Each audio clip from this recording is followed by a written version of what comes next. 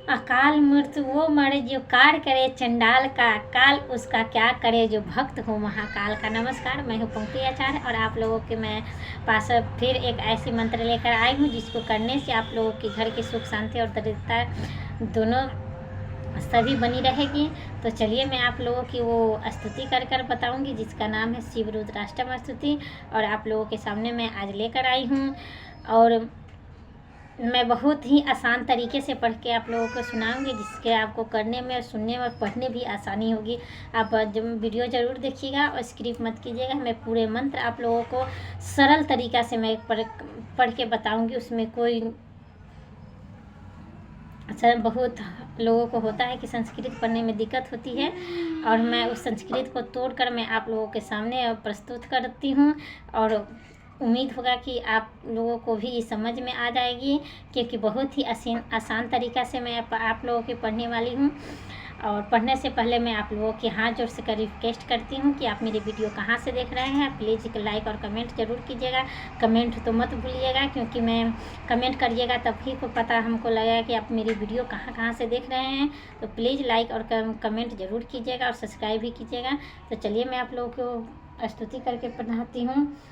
और मैं एक और आप लोगों की बात बताना चाहती हूँ कि महादेव ही ऐसे भगवान हैं जिन्होंने पूरे विश्व को बचाने के लिए नीलकंठ बन गए, और हम लोग तो इंसान हैं।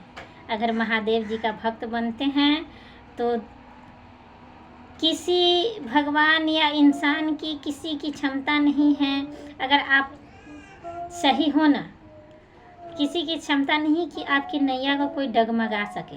हाँ, असमंजस में थोड़ा पड़ सकते हैं, लेकिन कभी वो नैया गिर नहीं सकता है, क्योंकि महादेव जी में इतना पावर है और इतना शक्ति है। जब पूरा विश्व को बचाने के लिए नीलकंठ बन गए और पूरे विश्व को प्याला अपने शरीर के अंदर धारण कर लिए। हम तो मामूली सी एक इंसान हैं और उनके पैरों की धूल है। अगर उस धूल को सुरक्षित रखना उनका कर्तव्य है, और उनके शरण में जो भी इंसान और जो भी व्यक्ति गिरता है ना, उनको कभी किसी इंसान के सामने गिरने की ज़रूरत नहीं पड़ेगी। उम्मीद होगा कि मेरी ये शब्द आप लोगों की अच्छी लगी हों। तो चलिए मैं बिना समय गवाए हुए आप लोगों की वो स्तुति करके सुनाती हूँ। और शिवरात्रि आ रहा है, शिवरात्रि के दिन ज़रूर इसको पढ़िएगा। अगर नहीं पढ़ पाते हैं तो इसको चलाकर सुन भी लीजिएगा, तो उतना ही फल प्राप्त होगा जितना करने से होगा।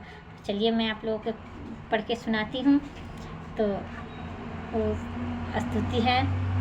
नमामि सनीसान निजवानि रूपम विभुं व्यापकं ब्रह्म वेदास्वरूपं निजं निर्गुणं निर्विकल्पं निरेहं चिदाकाशमाकाशवासं भजेऽहं निराकार ओंकार मूलं तुरीयं गिराज्ञान घोषितमीशं गिरीशं करालं महाकालकालं कृपालं गुणागार संचार पारं नतोऽहं